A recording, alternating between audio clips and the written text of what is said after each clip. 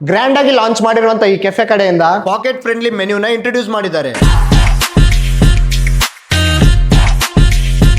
ಇಲ್ಲಿ ಗೋಬಿ ಮತ್ತೆ Maggi try ಮಾಡಿದ್ವಿ. ತುಂಬಾ ಟೇಸ್ಟ್, ಸಿಂಪಲ್ ಅಂಡ್ ಸೋವರ್, ಯಾವುದೇ ಫುಡ್ ಕಲರ್ ಇಲ್ಲ, ಟೇಸ್ಟಿ ಆಗಿದೆ. ನಮಸ್ಕಾರ, ನಾನು ನಿಮ್ಮ NVR. Welcome to Venkateshwara cafe. Jhol momos new item है, ट्राई करें, बहुत जबरदस्त था टेस्ट. ಇವ್ರ ಹತ್ರ ಸ್ಪೆಷಲ್ ಪಿಜ್ಜಾ ಐಟಮ್ಸ್ ಬಂದ್ಬಿಟ್ಟು ಯಾವುದೇ ತರ ರೆಡಿಮೇಡ್ ಪ್ರಾಡಕ್ಟ್ಸ್ ನ ಯೂಸ್ ಮಾಡಲ್ಲ.